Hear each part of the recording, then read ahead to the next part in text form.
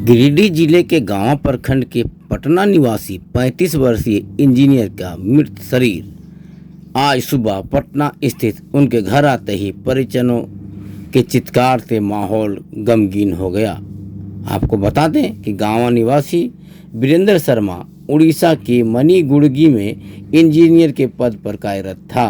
बताया जा रहा है बीते मंगलवार को फोन पर पत्नी से हुए बात के बाद वह फांसी के फंदे पर झूलकर अपनी ज़िंदगी ख़त्म कर ली। इंजीनियर की पत्नी अपने 3 बच्चों के साथ मायके देवरी में रह रही थी। इंजीनियर वीरेंद्र शर्मा अपनी पत्नी व बच्चों को उड़ीसा ले जाना चाह रहा था, जहां साथ रहकर बच्चों की पढ़ाई कर सके। बताया जा रहा है पत्नी इसके लिए राजी नहीं थी।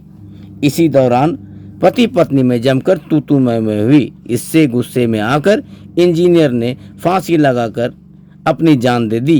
फांसी लगाने की खबर मिलने के बाद इंजीनियर के परिजन उड़ीसा पहुंचे, जहां कानूनी प्रक्रिया पूरी करने के बाद आज सुबह इंजीनियर के शव को उसके गांव लाया गया। गांव में इंजीनियर का शव आते ही पूरे गांव का माहौल गमगीन हो गया।